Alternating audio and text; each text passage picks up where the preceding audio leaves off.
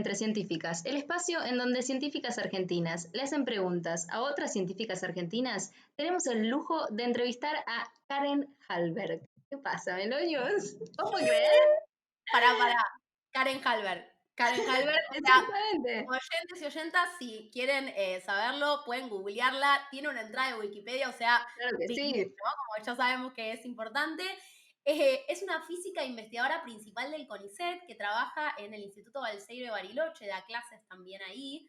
Tremendo. Tremendo, y que por supuesto, ¿no? Como toda investigadora, es muy común ganar el premio UNESCO L'Oreal recientemente, o sea, no, tenemos un lujazo hoy. Pero además de todo esto, porque no podía ser que esto sea todo, también toca el piano y el cello y un montón de otras sorpresas más que van a venir más adelante en la entrevista. Así que muy, muy entusiasmadas. De hecho, ustedes, oyentes y oyentas, no están viendo, pero en nuestra reunión de Zoom, por problemas de conexión, estamos viendo una foto hermosa de Karen tocando el cello, así que nos está inspirando y recorriendo a lo largo de toda la entrevista. Sin más, bienvenida Karen Hallberg, muchas gracias por este ratito de tu tiempo. ¿Cómo estás? Hola Melina, hola Vale, un gustazo estar con ustedes, muy linda presentación, muchísimas gracias. Estoy muy contenta de estar charlando con ustedes porque charlar con chicas jóvenes con mucha energía como ustedes y además, bueno, espero que entre los oyentes también haya muchas chicas jóvenes y muchos jóvenes en general, así que con un gustazo para mí. Bueno, ¡Qué muchísimas alegría! gracias. La verdad, estamos todas contentas entonces. Y bueno, a nosotras, como te decíamos un poco al principio, nos interesa muchísimo tu trabajo y aunque aclaramos por primera vez en la entrevista, probablemente lo digamos varias veces más, no somos del palo, Valeria y yo somos biólogas, entonces no trabajamos en los temas en los que vos trabajás, así que vamos a estar muy de escuchar y tratar de captar muchas de las cosas que vos nos decís, pero sí nos encontramos, buscándote un poco a vos y a tu trayectoria, nos encontramos acordando muy fuertemente con cosas como tu visión de la ciencia y tu visión de cómo hay que comunicarla y cómo hay que vincularla con la sociedad en la que vivimos hoy en día. Entonces, básicamente vamos a estar abordando distintos temas de tu carrera y distintos temas relacionados a esto que te mencionaba recién, ¿sí? Y vamos a arrancar un poco por lo que sería el principio, ¿no es cierto, Vale? El origen, ¿no? El origen de las cosas siempre es interesante. Y también vamos a estar arrancando un poco temporalmente con algo que sucedió temporalmente hace pocos días y que no sé cuándo oyentes y oyentas estarán escuchando este programa, pero tiene que ver con el eclipse que ha sucedido hace muy pocos días y que nosotras escuchamos en una charla que dio Karen, que diste Karen, que estás acá, hablar sobre el entusiasmo de ver el eclipse, pero además de ver el eclipse entendiendo en profundidad qué era lo que estaba pasando.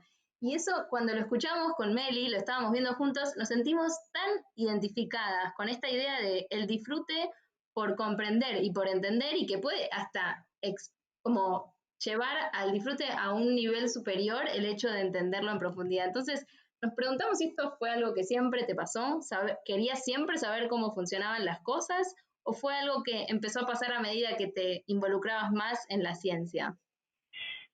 Justamente el otro día, hace 3 días, el lunes pasado, vimos el eclipse de nuevo, porque fue el eclipse, nos fuimos a las grutas con mi familia Wow. y lo vimos desde allá, pero en realidad fuimos para allá pensando que iba a estar más despejado porque estábamos ahí todo organizado y resulta que estaba más despejado acá en Piedra del Águila que allá en las grutas, pero igual se hizo un hueco y lo pudimos ver. Y otra vez, a pesar de haberlo visto hace un año más o menos, porque fue el año pasado, otra vez me sentí, pero es súper emocionante, porque además, viste que hay una diferencia grande entre un eclipse parcial y el eclipse total. En el eclipse total, cuando vos ves que se tapa el sol, es como que te genera una emoción profunda, ancestral.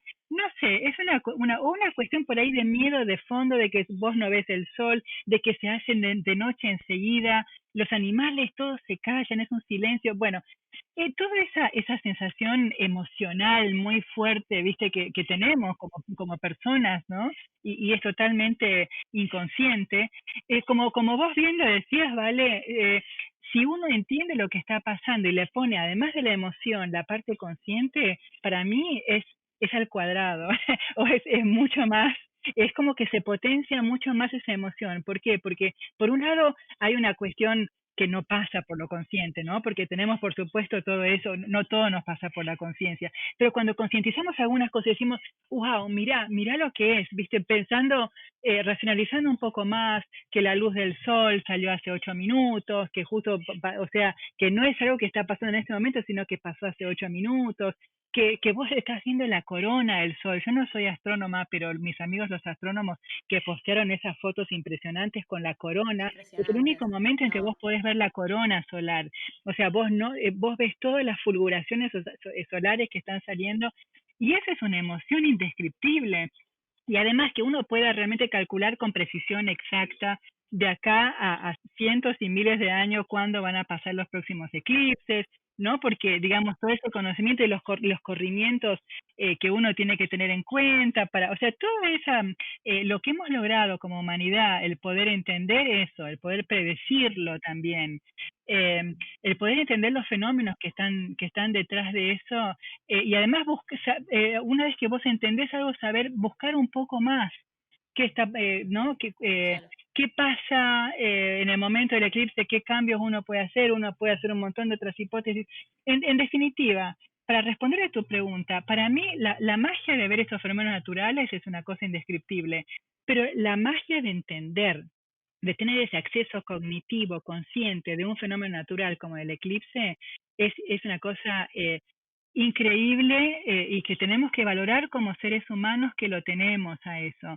No solo eso, por ejemplo, viste en mi charla esa a la que aludías, que yo hacía el experimento eso de la proyección, si vos haces agujeritos muy chiquitos, o lo mismo si ves a través de las hojas, es espectacular porque por un fenómeno de la óptica, vos ves cómo el eclipse parcial, ¿no? Por ejemplo, cuando está no la media luna, el medio sol, y lo ves proyectado un montón de veces en la sombra.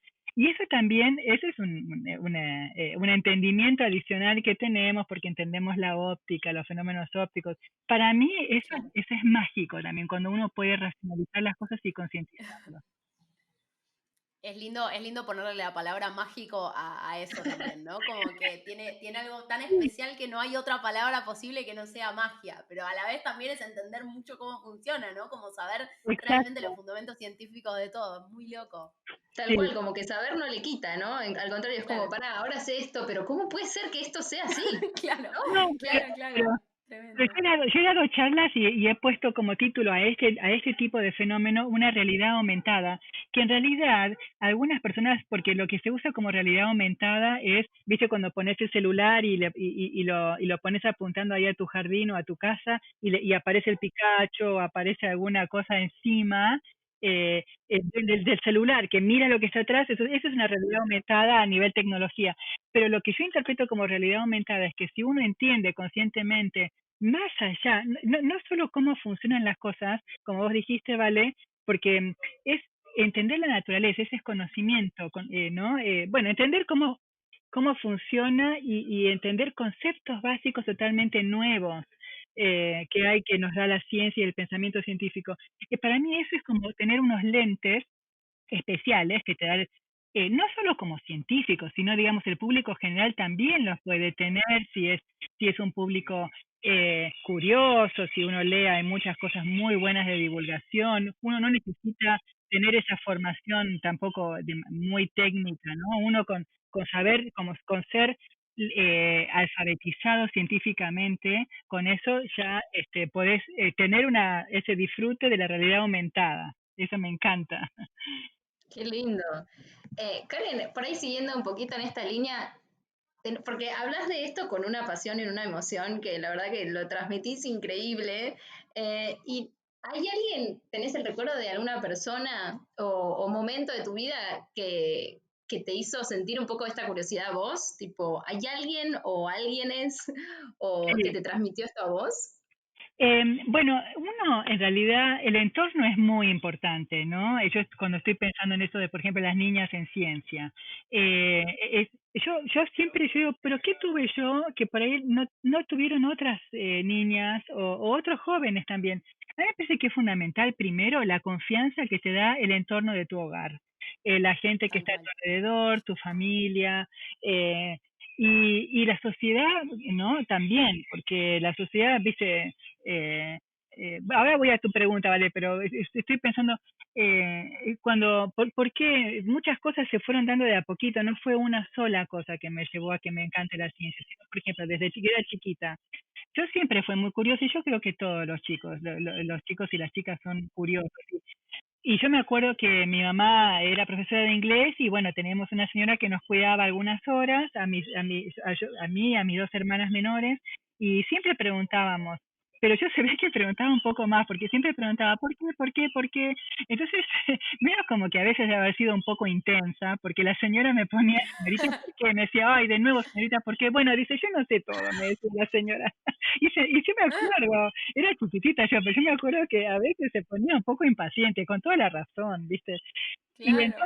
entonces, bueno, yo preguntaba mucho, y después mi papá y mi mamá siempre nos incentivaban mucho con preguntas ellos mismos. Yo me acuerdo las discusiones que teníamos en casa, imagínate en esa época, estoy hablando hace 50 años, que mi papá preguntando, ¿y te parece? ¿Las máquinas pueden pensar mejor, pueden pensar o no? ¿Alguna vez las máquinas pensarán más que un ser humano? Eso hace 50 Wow, años, ¿viste? O sea, son preguntas claro. que se hacía la gente. Yo me acuerdo, si vos lees cosas de uno de mis ídolos de ciencia, que se llama Richard Feynman, que es premio Nobel Sí, lo en conozco, física. sí. Bueno, el tipo es un genio y el tipo ya preguntaba esas cosas, hablaba de nanociencia y todo eso hace 50 o más años. Pero bueno, se ve que mis padres leían cosas y nos incentivaban primero desde casa. Después, en la Claro. escuela yo tuve niveles muy variados de maestras, maestros y profesores, pero teníamos mi director del Colegio Nacional, Raúl Marín, que Mm, falleció hace unos años. Él siempre quería tener un Colegio Nacional en Jujuy, ¿no? Él siempre quería tener el Colegio Nacional como el Colegio Nacional de Buenos Aires, como un colegio ya más preuniversitario. Entonces, yo vivía en Jujuy, crecí ahí, hice toda la primaria y la secundaria. Imagínate, era muy revolucionario él con las ideas, ¿no? De que quería dar la mejor educación posible y una educación preuniversitaria en Jujuy hace 45 años. O sea, a él le agradezco un montón porque él fue el también que me dijo, hay un instituto que se llama Balseiro, me parece, allá en el sur, que toda una mística, dice, claro. y ahí ya me empezó a picar la curiosidad.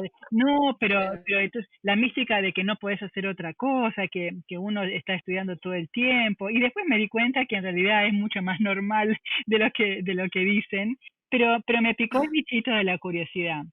Entonces, Claro. yo me acuerdo una vez una charla con mi papá, que él me dijo, estaba en la secundaria, me dice, bueno, estaba leyendo que Albert Einstein hizo una teoría que muy poca gente, dice, 8 o 10 personas en todo el mundo entienden esa teoría que desarrolló Einstein. Y yo Ay, a mí decía, me pasó lo mismo. eh, ¿vos también? Y yo decía, Pero tal cual, ¿eh? O sea, misma conversación con mi papá, ¿en misma. serio? Pero qué importante, ¿no? El estímulo. Sí, sí. Entonces yo, de qué sé yo, vos te querés llevar el mundo por delante, ustedes se acuerdan más cercanamente su época de adolescente, pero yo decía, che, ¿y por qué solo 8 o 10 personas? Y yo no lo puedo entender, ¿no? ¿Qué sé yo? Si uno pensaba que podía hacer todo, pero por lo menos te incentivaba, ¿no? Y vos decías, che, no, yo y quiero saber de qué se trata y al menos probar. Eso era, me parece que toda esa suma de cosas. Yo también era muy deportista, en realidad, cuando estaba en la secundaria, yo me peleaba entre la cuestión intelectual y la cuestión deportiva. Entonces yo quería ser profesional de tenis, porque yo jugaba un montón al tenis a nivel competitivo y todo. Jugué varios nacionales, pero bueno, yo creo que me faltó un poco de nivel de competencia allá en el norte, en Jujuy, pero me encantaba. Y yo me dirimía internamente, ¿qué hago? ¿Deporte? ¿Me dedico al tenis o me dedico a lo que me gusta, que me gustaba la ingeniería genética? Me gustaba también la física, pero ¿sabes qué? No la conocía mucho. Después empecé a conocerla en la facu y ahí me empecé a dar Claro. cuenta de lo que era la física. Pero me estoy yendo de tema y hablando sola, pero No, No, no, no, casualmente, sí. o sea, Karen, Nosotras, era la próxima pregunta que te íbamos a hacer era exactamente un poco relacionada a esto de las otras pasiones, ¿no? O sea, nosotros habíamos leído, lo del tenis no lo sabíamos, la verdad, no sé si está en algún lado o nos lo perdimos, pero no sabíamos esto del tenis, pero sí leímos sí. lo del cello y lo del piano, entonces queríamos preguntarte un poco si vos considerás importante esta vida multidimensional, ¿no? Como poder Sí, alimentar distintos focos de atención o súper, distintos focos de disfrute, y sí. no solo el científico, ¿no? Como veo que No, hacías eso mucho, como, ¿cómo es eso ahora? ¿Qué forma tomó? no, tal cual. Y eso lo vi en mis hijos también. O sea, yo creo que las personas buscan ser plenas, ¿no? Y las personas no somos unidimensionales. En general no nos gusta una sola cosa, nos gustan varias cosas. De ahí a que uno tenga talento, uno sea bueno, no importa tanto. Pero para mí lo más importante es que te guste lo que estás haciendo. Entonces, yo me acuerdo que desde que era muy chiquita mi mamá me mandaba a piano. Estudié 10 años, desde los 6 años hasta los 16. Y no me gustaba mucho, medio que refunfuñaba. Pero ahora le súper agradezco porque me hizo muy bien estudiar la música, poder leerla, entenderla un poco más. Es viste, uno de los chicos, yo los vi en los míos también, que, oh, tengo que ir ahora a esto. Pero bueno, uno siempre tiene que, es el delicado balance entre a cuánto empujar y cuánto es lo que les gusta hacer a cada chico. Pero me gustaba mucho, me gustaba más que la música, me gustaba el deporte en esa época, más que nada el tenis. Y por eso te decía, digamos, yo inclusive ahora, cuando estoy, ahora actualmente me gusta mucho, estoy haciendo música también, me gusta mucho el ambiente y me ayuda mucho a pensar también, porque si uno hace varias cosas, es como que uno también se incentiva intelectualmente y físicamente. Yo pienso mucho mejor, si yo tengo que pensar un problema y trabajar, yo me voy a trotar. Media hora, me doy mi vueltita por acá, el circuito, que son 5 kilómetros, en media Con los hora pajaritos, los pajaritos, todo el ambiente, ¿no? o, Sí, sí, ayuda. o a caminar. Tengo por ahí una cosa dando vuelta. Entonces, un problema que por ahí estamos haciendo unos cálculos y eso me pasó. Estamos haciendo unos cálculos y veo, hicimos un gráfico y veía un piquito a una cierta energía de una cosa que estamos mirando, que si quieren después les cuento. Entonces, no entendía por qué estaba el piquito ese ahí. Y yo, bueno, me fui a caminar, viste, después de pensarlo y de forzarme eh, racionalmente a tratar de entenderlo, lo mejor dije, bueno, no, me voy a dispersar un poco. Y viste cuando vos estás tratando de pensar un nombre que no te sale y que vos decís cómo era, y de repente cuanto menos fuerza haces, te viene así como de Sí, atrás. sí, Bueno, lo mismo pasa tal cual. a veces con las ideas. Y ahí, entonces estaba pensando, bueno, si el electrón viene por acá y que, bueno, pensando en porque, digamos, uno tiene que tener también una formación para saber hacia dónde empujar esa idea, ¿no? Si vos no tenés la Claro. formación, no se te ocurre porque no lo masticaste antes. Y de repente me vino una idea y dije, a ver si viene por acá ese pensamiento lateral, ¿no? De que, a ver, viene por acá la inspiración.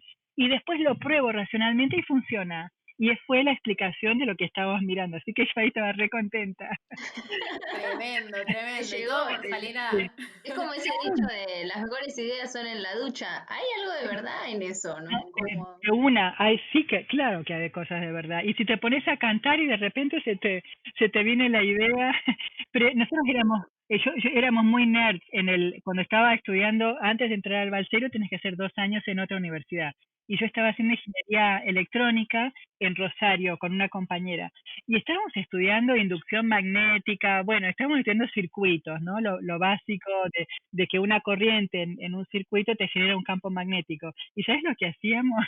Nosotros decíamos, bueno, para pensar mejor tenemos que mover la cabeza para cortar líneas de campo magnético para poder inducir más corriente en nuestras neuronas. No, increíble.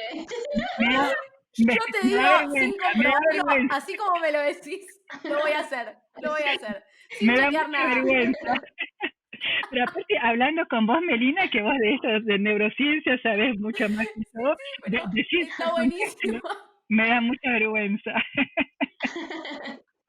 Hermoso, hermosa, hermosa anécdota.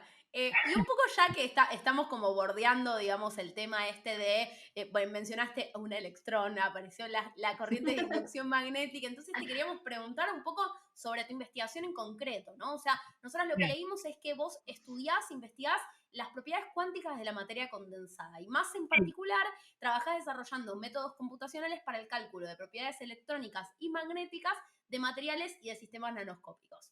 Primero querés ¿no? explicar un poco vos, Melonius, eso, ¿cómo la ves? Me parece que prefiero que lo explique un poco Karen Dale, ahora. dale. No es justamente, como decíamos al principio, segunda mención, no es nuestra área de estudio, así que queríamos preguntarte un poco sobre esto. Y así como gran pregunta que resume, te quería preguntar por tus preguntas. ¿Cuál dirías, Karen, que es como... Perdón, voy de nuevo porque me atraganté. ¿Cuál dirías, Karen, que es como la gran pregunta de tu línea de investigación o una de las grandes preguntas de tu línea de investigación? Bueno, a ver, nosotros, yo digo nosotros porque no me sale hablar en singular cuando hablo de ciencia, porque en realidad la ciencia lo hacemos en un grupo, siempre, y eso lo van a escuchar en todos los científicos. Eh, entonces, lo que estamos haciendo con el equipo de trabajo es tratar de entender cómo funciona la materia cuántica, ahora ya voy a entrar en detalle, a nivel atómico, a nivel microscópico o nanoscópico, digamos, ¿no? Que son distintas escalas espaciales muy chiquitas que son a nivel atómico. ¿Qué es lo divertido o qué es lo interesante de esto? Bueno, primero, la mecánica cuántica es interesante y muy interesante, es antiintuitiva, fue desarrollada hace más de 100 años por científicos alemanes, daneses, porque empezó a haber una mejora en los instrumentos de medición y que al medir ciertas cosas, eso también te lleva a nuevas preguntas, porque vos A encontrar piquitos nuevos, digamos, ¿no? esos piquitos nuevos, claro, digámoslo como exactamente como metáfora. Entonces había algunas cosas que ya se pensaba que estaba todo explicado, porque ya Newton había explicado un montón de cosas, toda la mecánica clásica, fuerza igual a masa por la aceleración, la termodinámica de Boltzmann también, después el electromagnetismo por las ecuaciones de Maxwell. O sea, todas las cosas del mundo material ya estaba como explicado, ya se entendía todo y no había preguntas fundamentales nuevas a principios del siglo pasado, o sea, estoy hablando de 1900. Pero de repente, una vez que uno piensa que está todo explicado, de repente aparecen un montón de cosas nuevas y eso es lo interesante, ¿no? Y empezaron a medir cosas que funcionaban medio raras, por ejemplo, que los átomos emitían luz y emitían luz en forma de paquetitos y no en cualquier energía, sino para ciertas energías. Para explicar eso y otros experimentos a nivel atómico, tenían que empezar a decir, no, tenemos que crear una teoría completamente nueva. Entonces estaban Max Planck, Niels Bohr, Heisenberg, Einstein en otro lado, pero Einstein a regañadientes porque se peleaba con esta otra gente porque no creían, decía Dios no juega a los dados. El Dios de Einstein, ¿no? Que no era religioso de una de las religiones, pero bueno, la naturaleza o Dios no juega a los dados, no se puede explicar. Bueno, entonces, la mecánica cuántica que fue desarrollada hace mucho y que hoy está empezando a tener muchas aplicaciones, lo que dice es que un electrón, que es una partícula fundamental, puede comportarse como una partícula puntual o como una onda de probabilidad. Entonces vos podés, en un átomo lo puedes encontrar simultáneamente en varios lugares como si fuese una nube alrededor, las órbitas electrónicas. ¿Se acuerdan que el átomo tiene un núcleo positivo con los protones y los neutrones y los electrones alrededor y esos forman como una nube? Eso es una nube de probabilidad y eso es la distribución cuántica. Entonces, y además, no solo la materia, o sea, el electrón puede ser una partícula o una onda, sino que las ondas electromagnéticas como la luz también podrían comportarse como partículas. Entonces había como una dualidad onda-partícula que se llama, que según cómo vos lo medías, funcionaban de una forma o la otra. Y eso era ya rarísimo. Después está el entrelazamiento, o sea que dos electrones, aunque estén muy separados, pueden estar en un solo estado. Y si vos medís uno de esos, el estado de un electrón, por ejemplo, vos mirás cómo está ese electrón, automáticamente sabés cómo está el otro. De hecho, se han hecho esos experimentos que se llaman de teleportación en muchos cientos de kilómetros. Y así muchas propiedades medio raras, que eran raras y antiintuitivas. Imagínate, vos ves eso y es genial, porque tenés que ser muy innovativo, muy creativo y muy inspirado para poder crear una teoría y explicar lo que estás mirando, es con ideas totalmente nuevas. Bueno, entonces eso por un lado. Que deben haber necesitado trotar, ¿no? Como para que les caiga esa idea. Tremendo. Maratones. No, de verdad que uno tiene que tomar conciencia de la genialidad de algunas personas que nos precedieron, ¿no? La ciencia se va haciendo pasito por pasito y construyendo de a poco.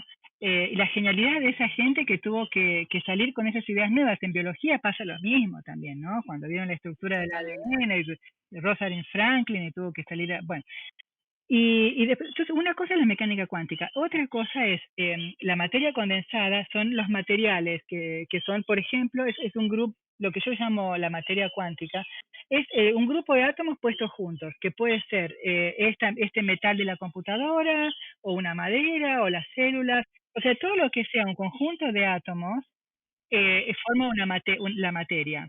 Ahora, Okay. esa materia, lo que es interesante es que cuando vos juntas esos átomos, las propiedades cuánticas tienen comportamientos que son totalmente impredecibles. ¿Por qué? Eso lo llamamos fenómenos emergentes. ¿Por qué? Porque es tan complicada la interacción entre cada una de los electrones y los electrones con los núcleos, es tan complicado todo, que uno de conocer el comportamiento individual de cada una de las partecitas, de cada una de las partículas, no podés predecir el comportamiento general. Entonces uno dice que la suma, el como caótico, ¿no? Es, sí, el caos tiene una definición muy precisa en ciencia. Yo no me estoy refiriendo al caos, pero es parecido a lo que uno tiene como concepto de caos, ¿no? Entonces, lo que quiero decir es que uno no, porque es tan complejo todo para entender que el todo es mucho más que la suma de las partes. Por ejemplo, el comportamiento emergente de la conciencia, ¿no? Yo sé que nosotros tenemos muchas neuronas. Capaz que ahí me tienen que corregir ustedes, chicas, porque son las biólogas. No, pero está perfecto, es un muy buen ejemplo, es un muy buen ejemplo.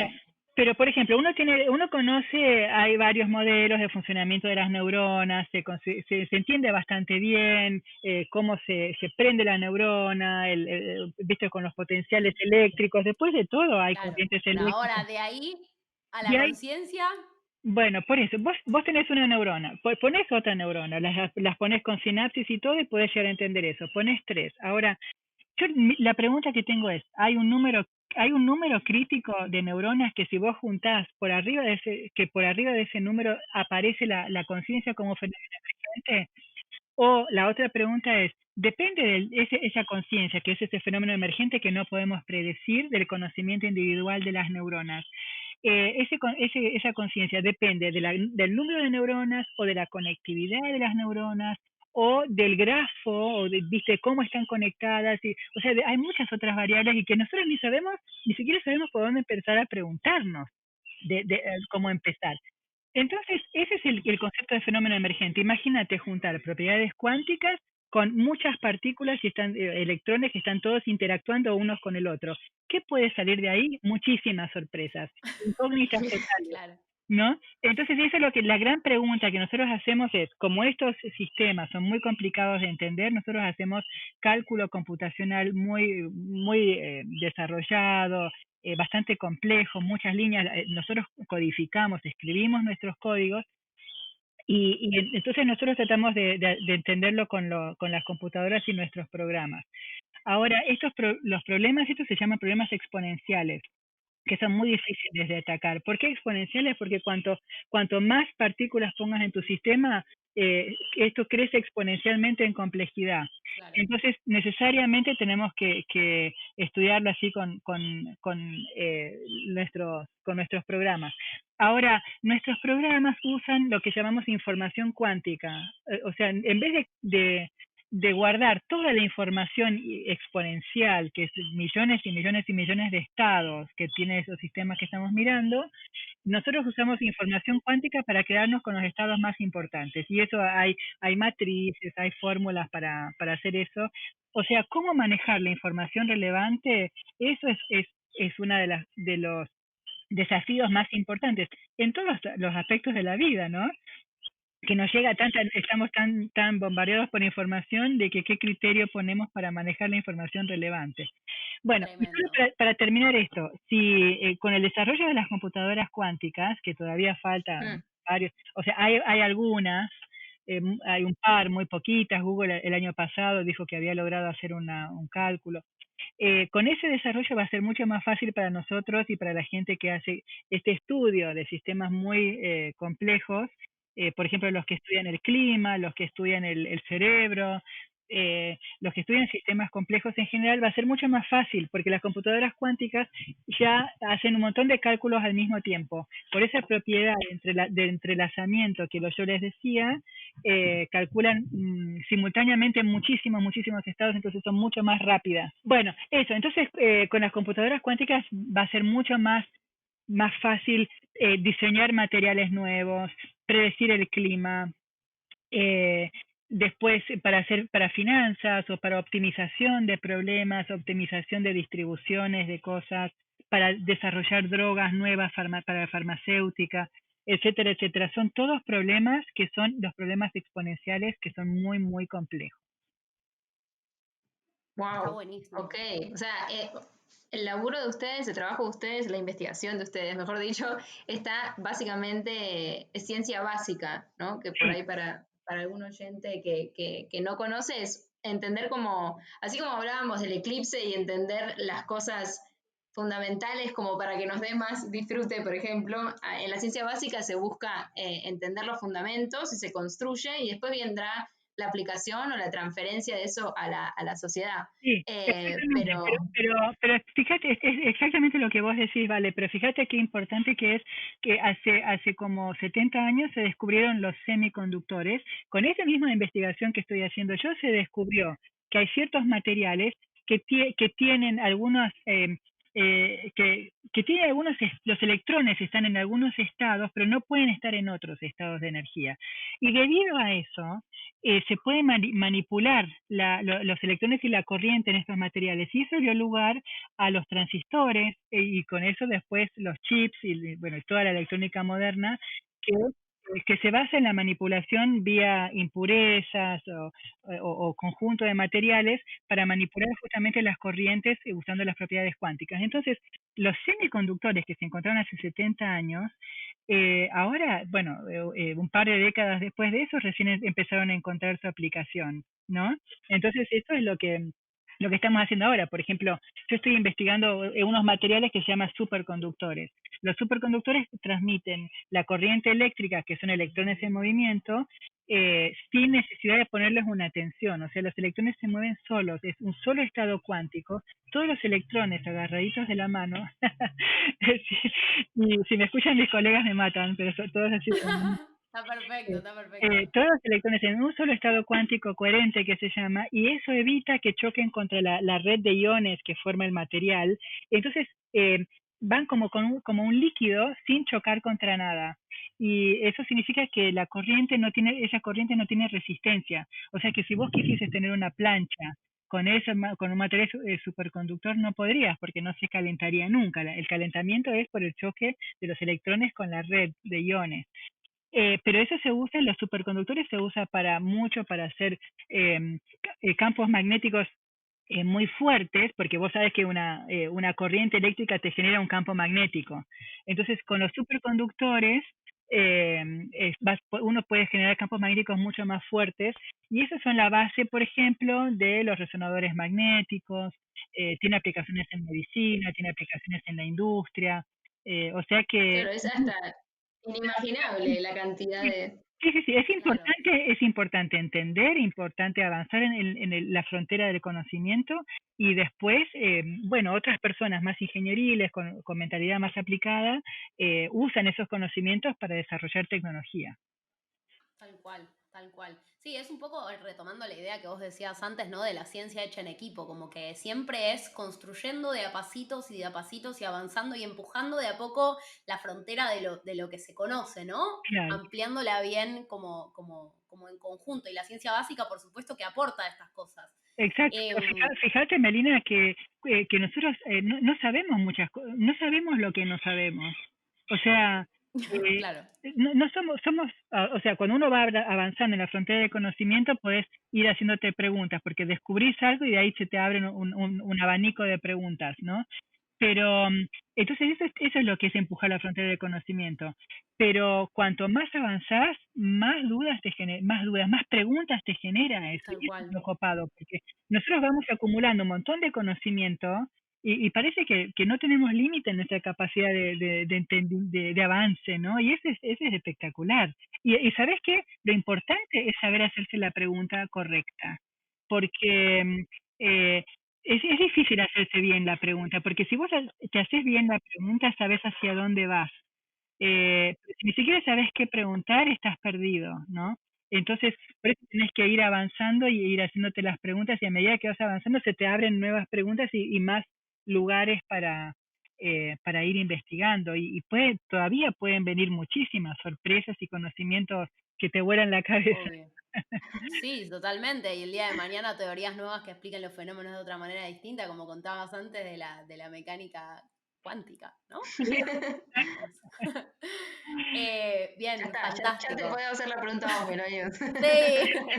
Bien, y un poco retomando, Karen, algo que contabas, es tremendo porque vas como hilando los conceptos muy como cercano a lo que nosotros pensábamos, como queríamos que fuera el flujo de la entrevista. Y hace un rato mencionaste algo sobre el bombardeo de la información, ¿no? Como esto de tener disponible mucha información constantemente, que es algo que probablemente vos, tanto como vos y nosotras y todas las personas que estén escuchando el podcast en ese momento, evidencian, ¿no? En su vida cotidiana. Y un poco pensando en esto del eclipse que hablábamos antes, ¿no? De conocer y de saber cómo funciona el eclipse, tal vez vemos mucha información en diarios, en revistas, en Instagram, tal vez contando sobre el eclipse, cómo funciona, qué potenciales riesgos puede tener mirarlo de frente, etcétera. Y así como hay información que es válida y que es verdadera acerca de eso, muchas veces circula información que no tiene esas características, ¿sí? Y es tarea de uno, como mencionabas vos antes, poder tener esa capacidad de distinguir o de al menos dudar de esa información que nos está llegando para no difundirla, por ejemplo, ¿no? O sea, para no actuar en consecuencia de eso propagando esa información que en algún punto no chequeamos o no sabemos si es verdadera. Entonces, COVID. claro, ¿no? Bueno, particularmente asociado con el momento que estamos viviendo, ¿no? Que constantemente se ve y se ve un impacto muy real o sea, una consecuencia muy fuerte de lo que es difundir información falsa con algo que nos perjudica a Exacto, todos en este momento, ¿no? sí, Y exacto. particularmente como científica, la pregunta para vos es, ¿cuál es tu opinión ¿cuál es tu opinión en relación a los peligros que puede tener esta falta de desarrollo de pensamiento crítico en nuestra sociedad, ¿no? ¿Por qué es algo que habría que fomentar? ¿Qué te parece a vos esto? Bueno, el punto ese que están tocando es una de mis preocupaciones más importantes, porque siempre hubo manipulación de la información. Lo que pasa es que no había tanta información. Entonces, antes vos agarrabas un diario y, bueno, había alguna cosa así, por supuesto. Pero ahora estamos muy expuestos. Entonces, y por otro lado, nosotros no podemos saber todo como para evaluar todo a nivel personal. Nosotros, viste, sabemos muy poquito de una sola cosa. Entonces, ¿cómo Claro. hacemos, no? ¿Cómo hacemos? Y entonces el desarrollar el pensamiento crítico es fundamental. ¿Por qué? Porque uno tiene que ser responsable de lo que uno transmite, por empezar, porque si no, sos parte de transmitir información que no es verdadera y puede ser hasta muy peligroso, ¿no? En particular, estamos transitando una pandemia y yo entiendo que la gente puede tener dudas, eh, eh, ah, ¿no? Por ejemplo, con las vacunas, pero bueno, yo creo que tienen que darse cuenta de lo que es el consenso científico, hablar o escuchar a la gente que está preparada. Me parece que siempre es sano dudar de las cosas, pero dudar en una forma, una duda sana tener un escepticismo sano, pero saber acudir a las fuentes y darse cuenta de dónde hay un consenso científico y dónde no, dónde hubo pruebas, dónde hubo evidencia. Eso para mí es fundamental. Ahora hay muchas teorías conspirativas y información falsa que anda dando vuelta y sorpresivamente hay mucha gente que se prende a esas cosas. Entonces, Sí. yo lo entiendo porque yo he hablado con muchas de estas personas y yo entiendo que lo hacen de buena fe. Son personas que no lo hacen porque de malas o lo hacen porque son vulnerables, todos somos vulnerables, pero algunas personas por ahí tienen un poco menos de formación en cuanto a pensamiento crítico. Nosotras que hemos hecho una carrera científica estamos muy entrenadas para eso, conlleva un entrenamiento tener pensamiento crítico y ese entrenamiento debería ser dado a los chiquitos desde muy, muy chiquitos. Porque para mí es tan importante ese reflejo de pensar, de tener pensamiento crítico, de ser más cuantitativo, de ser más lógico, de argumentar, de desconfiar así y preguntarse a ver por qué y relacionar con otras cosas. Todo eso es como tener un buen estado físico, tener un buen estado mental. Esos reflejos tienen que ser entrenados a los chicos desde muy, muy chiquititos. Entonces, esas personas, bueno, yo las entiendo, entonces hablo, y bueno, pero, viste, tienen miedo, y digo, bueno, pero averigüen, llamen, o escriban a las personas, o lean en fuentes confiables. eh, entonces, bueno, y el peligro es que también puede haber noticias que son realmente preocupantes, como por ejemplo la extinción de especies, el cambio climático, el calentamiento global, y esas cosas están pasando, hay evidencias, hay consenso científico, y hay otras personas que dicen, no, me da lo mismo, no puede ser. O sea, el relativismo, el no ponerle atención a las cosas que realmente importan. Entonces, toda esa mezcla de información te hace perderte un poco. Por eso me parece que es fundamental el desarrollo del pensamiento crítico y de que también científicos o gente más preparada en el tema, o como ustedes, divulguen estas cosas, que hablemos con la gente, para que la gente también tenga la otra campana, porque la gente que divulga teorías conspirativas o la gente que divulga pseudociencias o información falsa, son mucho más activos que nosotros. Entonces, parte de nuestra responsabilidad como científicos o como formados en ciertas cosas es divulgarlo, alertar. ¿Cuántas cosas hay de mecánica cuántica ahí afuera del New Age y todo eso que cuántas cosas que hay que son falsas? Claro. Pero, Lleno. que usan la cuestión antiintuitiva de la mecánica cuántica para apelar al misticismo o para aplicarlo a cosas macroscópicas, como por ejemplo, que según como, viste, como la mecánica cuántica dice, según como vos midas un electrón, si lo medís con luz o con temperatura, según como vos lo midas, podés medir una partícula o una onda, y estás influyendo en el experimento. Entonces, algunas personas inmediatamente lo traducen a la conciencia, según vos cómo vos ah, ataques un problema o cómo abordes un problema, vas a estar influenciando eso porque eso viene de la mecánica cuántica. No, eso entra dentro de lo que es la psicología y las relaciones humanas. No tiene nada que ver con mecánica cuántica. Y así varias cosas. Entonces, me parece que es fundamental la formación en el pensamiento crítico para las épocas en que estamos, ¿no? Tal cual, creo que es como construir, ¿no? El propio portón de qué dejar entrar y qué no. Y ante el bombardeo constante, me parece que la palabra que más me llamó la atención y me parece lindo destacar o importante es salud, ¿no? Sí, Como sí. lo Ajá. necesitamos porque en algún punto es la salud de las próximas generaciones también. Em, Exactamente. Pero nuestra supervivencia también, ¿eh? Porque puede ser muy peligroso. Como, a ver, tenemos mucha más información que antes y a la información uno tiene que manejarla con conciencia, con nuestra conciencia. No estoy hablando de la conciencia ética, de la conciencia de la racionalidad. También la conciencia ética, por supuesto. Pero necesitamos tener una respuesta mucho más importante a nivel racional para poder abarcar y poder hacer frente a toda esta información. Entonces, cuanto más información haya, más tenemos que estar entrenados mentalmente para poder enfrentarla. Tal cual. ¿Y hay organizaciones o hay algo que esté sucediendo o que estaría bueno, desde tu opinión, que suceda para atacar este problema de alguna forma? Bueno, sí, o sea, no se me viene una institución en la cabeza, pero hay muchos movimientos, ¿eh? Hay libros, libros de divulgación, inclusive acá mismo en Argentina también, que yo creo que vale la pena leerlos, ¿no? Libros sobre la posverdad, pero uno tiene que ser siempre muy cuidadoso en elegir a los autores, o elegir las fuentes. Eso es importantísimo. Y ahí entra el criterio de uno.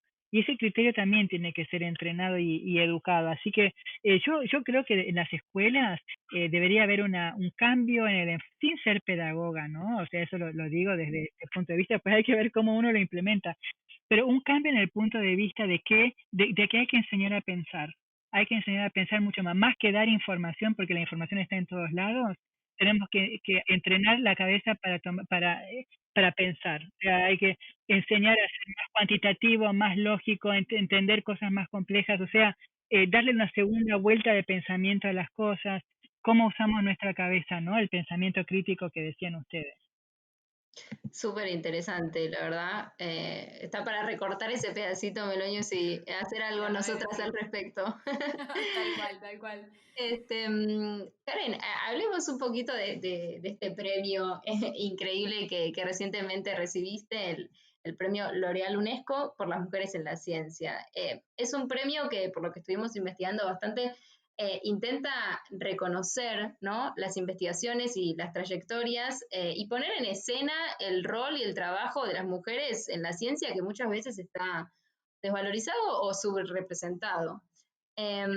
Y varias veces, o sea, hemos leído en conversaciones que has tenido y en entrevistas, que una de las cosas que planteabas es que, por ejemplo, en áreas como la matemática, la computación, la ingeniería, eh, no debería verse un desbalance en cuestión de género, y que si está, quiere decir, de alguna manera, que hay algunas trabas en la sociedad que estarían explicando esta diferencia y este desbalance de género. Sí. ¿Tenés alguna idea, opinión o noción de por qué y cuáles serían estas trabas? Bueno, sí, vos bien lo dijiste. Si uno se pone a leer, hay gente que ha hecho experimentos, grupos serios que han hecho experimentos sobre si las mujeres piensan diferentes que los hombres y encuentran algunos sesgos de que la mujer por ahí tiene mejor, eh, eh, que el cerebro está más cableado para la empatía, para la emoción, para La comunicación. las comunicaciones, en cambio los hombres son más lógicos, más racionales. Em, pero si vos ves, hay otros experimentos, lo que pasa es que es muy difícil hacer estos experimentos, en que dicen que en realidad, y analizando el cerebro, que no hay una estructura diferente en el cerebro de las mujeres que los hombres. Y a mí me da un poco de pudor estar hablando en estos términos, porque a mí me parece que el hecho mismo de hacernos la pregunta si las mujeres pensamos tanto como los hombres o no, me da vergüenza que se plantee así la pregunta. De verdad lo digo, porque ya como uno plantea la pregunta, ya está diciendo cuáles son los sesgos desde los cuales uno empieza. Hay una neurocientífica que se llama Gina Ripon, que escribió un libro que se llama The Gendered Brain, que es el cerebro con género, que dice que solo una sociedad sesgada va a producir preguntas sesgadas. Me Sesgadas, parece que es tal una cual. verdad, porque lo mismo si yo te lo digo de esta otra forma, uno se va a escandalizar. Si yo digo que las personas afroamericanas piensan diferente que los blancos americanos, uno no puede pensar en esos términos. Entonces, ¿por qué se hace así entre las mujeres y los hombres? Bueno, eso es, por empezar, mi opinión sobre lo que es esta pregunta. Y después, en realidad, estos experimentos son experimentos muy difíciles de hacer porque son muy dependientes del entorno cultural. Entonces, Claro. obviamente, y de la formación que hicieron las mujeres, o sea, por algo hay tan pocas mujeres que están involucradas en estas carreras STEM o las ingenierías, etcétera. Por ejemplo, en el ajedrez, ¿por qué hay tan pocas mujeres que son grandes maestras del ajedrez? El otro día me estaba averiguando por ahí, menos del 3% de las mujeres están a niveles de los grandes maestros. Y no lo estoy diciendo por la película ahora El Gambito de Dama, que bueno, me pareció que es válido como lo plantean. Ya desde antes, ¿por qué en las escuelas, por ejemplo, en la mayoría, hay algunas excepciones, los cursos de ajedrez no son mixtos o las competencias no son mixtas? No hay ninguna razón, otra vez, para no hacer viste, el deporte en donde no hay diferencias físicas, que las hay, digamos, a nivel físico en los adolescentes principalmente, pero en el ajedrez no hay ninguna razón para tener separados a las mujeres de los varones. Es más, tendría que ver la misma cantidad y en la misma proporción a nivel de los grandes maestros. Entonces, bueno, entonces la cuestión cultural es esa, ¿de dónde viene? ¿Cuál es la razón? Claro.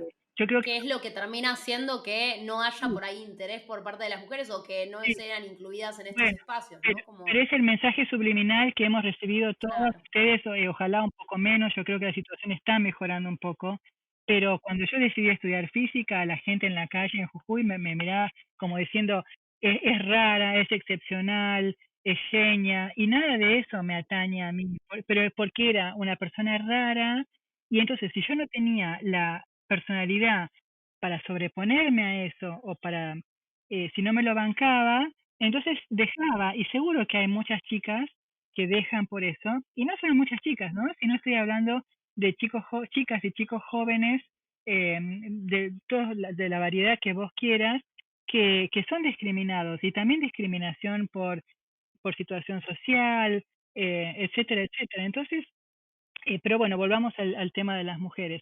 Yo creo que es una cuestión social que todavía estamos estigmatizadas. Lo que conté un par de veces en las entrevistas es que hace 10 años fui a dar una conferencia, no, una conferencia no, me invitaron a dar una charla en el exterior. Y el profesor que me invitó, cuando terminé la charla, me dice, estuvo muy bien, muy lógica, muy racional, muy bien pensado. Pensás como un hombre, me dijo. Y me mató, o sea, no lo dijo con mala intención para nada, decime un piropo, no va a eso, ¿qué es lo que quiso decir? O sea, esos sesgos que están tan imbuidos todavía, lo tenemos tan metidos en la sociedad, todas esas pequeñas cosas que suman día a día y que hacen a la falta de confianza de las chicas, a que yo no puedo, no es para mí. La matemática es difícil. Fíjense, hace poco ahora había circulando en las redes una propaganda de una levadura en donde el padre le dice a la hija que le pregunta qué puedo estudiar y le dice, no estudies nada relacionado con matemática, porque es muy difícil. Y bueno, entonces son esas cosas que van sumando, ¿no? Y hay que Exacto. sí. deshacerse de todos esos pequeños micromensajes, micromachismos, etcétera. Sí, tal Tal cual. Y bueno, cual. y un poco pasa también esto que vos decías, seguramente el señor que te invitó a dar la charla no tenía mala intención y no quería causar ninguna mala impresión en vos ni No, dañar de ninguna forma tu integridad, pero simplemente salió a la luz como este sesgo, ¿no? Y sí, así como contabas antes de estos estudios que están hechos a raíz de estos sesgos, también me acuerdo de otros estudios que se hacen en relación particularmente a la matemática y a cómo las mujeres consideramos que somos peores en matemática y en qué momento de nuestras vidas empieza a aparecer este estereotipo de que sí, no somos buenas en matemáticas y que mejor hacemos otra cosa. Y es a una edad muy temprana. ¿Sí? No me claro, acuerdo bien si era 4 o 5 años, pero era sí. ahí que aparecía la diferenciación. Entonces es muy zarpado, ¿no? Y está como muy arraigado en nosotros, incluso en nosotras mismas que estamos ahora hablando de esto seguramente. Pero Seguro. sí, Seguro, pero además, Melina, aparte, no solo con las mujeres, lo de las matemáticas que es difícil y que, me da fiaca porque tiene matemáticas y no, yo no quiero estudiar eso porque tiene muchas matemáticas. En general, para chicas y chicos, también es un sesgo que le estamos implementando a todos los jóvenes, porque a todas las y los jóvenes, porque en realidad si los chicos tuviesen el entrenamiento para pensar desde chicos, la matemática les gustaría, porque es como estar atento, digamos, haciendo el paralelismo con el físico, es como ir y jugar un fulbito o estar, ¿no? Digamos, queriendo moverte y que te pique, que te gusta lo de mover. Ningún chico dice, no, bueno, algunos pocos que no les gusta la educación física o la gimnasia, pero no me gusta esto porque me da, correr porque me da fiaca. En general, los chicos hacen el deporte, les sale natural. Lo que debería salir natural es el pensamiento también. Y las matemáticas saldrían naturalmente, que hay que enseñar matemáticas y a pensar y no hacerlo como una cosa árida, imposible, que es solo para unos pocos. No está bueno eso. tremendo, tremendo. Y creo que por ahí yo también que estoy mucho con la música y qué sé yo, lo veo también en otras áreas. Hace relativamente poco éramos una banda de 9 mujeres y salió muy bien un show y cuando nos bajamos la mayoría recibimos comentarios de índole, tocan como hombres. Y Ah, nosotras diciendo esto como, gracias, te agradezco mucho el comentario. Eh, Así que, nada, y nosotras, esta pregunta es la antipregunta, como dijo Meloni cuando estábamos repasando la entrevista, porque ya sabemos que la respuesta es que sí, porque estás acá y nos diste un ratito de tu tiempo y porque vimos centenares de otras entrevistas y artículos, pero en relación a este desbalance por ahí que hablamos en cuestión de género, ¿vos sentís que como directora o como científica o como investigadora hay cosas que te propones hacer o que sentís que te surge hacer o que tenés en cuenta este desbalance a la hora de, por ejemplo, formar grupos o incentivar, no sé? sí, me lo planteo. Yo, por ejemplo, eh, en realidad me lo planteo más ahora que antes, porque son cosas que uno va madurando también. Hay muchas cosas Claro. de las que yo antes no me daba cuenta, y uno se pone a pensar y de repente sí, son cosas que había que darle bolilla, porque uno se mete tanto en la carrera. Viste, yo muchas veces soy la única en grupos de por ahí de 50 personas, 50 hombres, en las conferencias ya no, ni me doy cuenta porque, viste, no son cosas en las que uno piensa mucho, pero sí, por ejemplo, di una charla y me puse a pensar, todos los colaboradores que tuve, de los 40 colaboradores, tuve 3 o 4 mujeres colaboradoras, o sea, un 10% nada más. Sí, sin haber pensado, nunca busqué los colaboradores en base a si eran mujer o hombre, pero, por ejemplo, he apoyado, yo creo que si bien debemos tender a una paridad completa, porque como decía, no hay ninguna razón para que no haya una paridad de género en las ciencias, pero sí me parece que las acciones eh, propositivas para estimular eso en este momento, yo lo considero como un momento transitorio que es importante dar apoyos, porque hay Tal que cual. cambiarlo de alguna forma. Si uno no hace nada para cambiarlo, va a seguir así. Entonces, para mí, todos estos movimientos de las mujeres son bienvenidos, ¿viste? A veces se exageran en las cosas, o como siempre, ¿no? Hay protestas, de que, bueno, pero bueno, en cualquier reivindicación hay, hay pedidos por ahí más extremos que otros. Entonces, yo he apoyado siempre a las mujeres que me han pedido, hay, viste, apoyo, hay un montón de programas que por suerte, viste, de viajes al exterior o de las escuelas. Trato de incentivar a mis alumnas, también de tener ahora, tengo una alumna de doctorado, por ejemplo, que viene fantástica y me encanta tenerla, viste, y presta especial atención para apoyar a las chicas jóvenes que están estudiando física, porque yo sé que si yo tenía esa edad me hubiese venido bien un apoyo, mentoreo, me hubiese Es venido eso, bien. Claro, es es importantísimo eso. porque estamos en una etapa todavía de reivindicaciones y de búsqueda de nuestros lugares, ¿no? Tal cual, tal cual. Es muy lindo lo que decís, Karen. Es muy lindo todo, en realidad. Sí, Y todo muy hermoso. Y lamentablemente ya estamos llegando al final. La realidad es que por nuestra parte nos quedan como miles de cosas que nos gustaría charlar con vos, ya te decimos. O sea, tuvimos que hacer un recorte importantísimo para armar la entrevista, un poco para acotar, para centrarnos en lo más importante que queríamos transmitir o que nos interesaba preguntarte, y otro poco también para respetar tu tiempo, que sabemos que no es como, seguramente tenés muchas cosas que hacer. Así que queríamos, bueno, un poco terminar preguntándote si hay algo que te gustaría contar, algo que te que gustaría no te mencionar hayamos sobre preguntado. vos, que no te hayamos preguntado sobre tu tema de investigación, sobre alguna otra inquietud, sobre vos personalmente con la ciencia. ¿Hay algo que hayas sentido que te hubiera gustado que te preguntáramos? A ver, me encanta charlar con ustedes y aparte les súper agradezco porque las preguntas estuvieron muy buenas, la verdad que me hicieron pensar eh, y me hicieron pensar como mujer, no como hombre. ¡Vamos!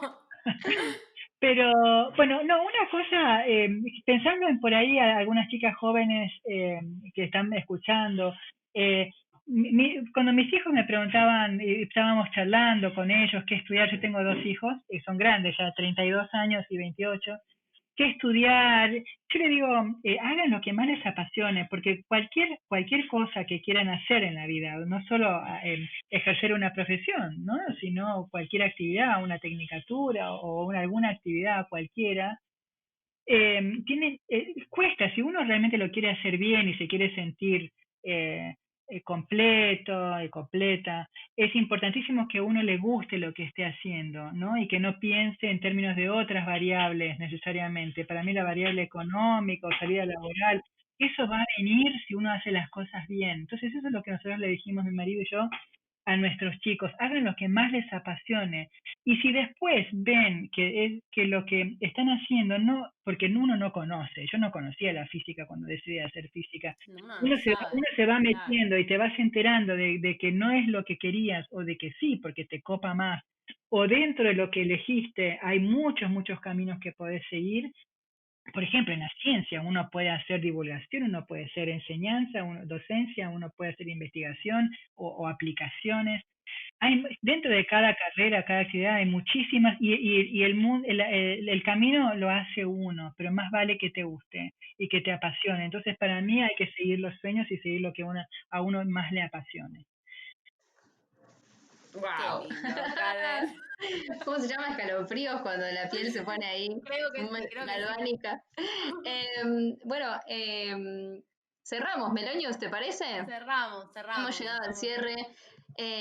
Nosotras, en general, nos queda la última pregunta final que le solemos hacer. Es un fill in the blank. Es tipo, nosotras decimos una frase y queda un espacio cortito en el que vendrías a rellenarlo vos. Dale. Así que la frase dice así: ¿qué consideras, o mejor dicho, para vos, una carrera científica exitosa es? Pasión. Hermoso. Hermoso. Lo mejor. Qué lindo.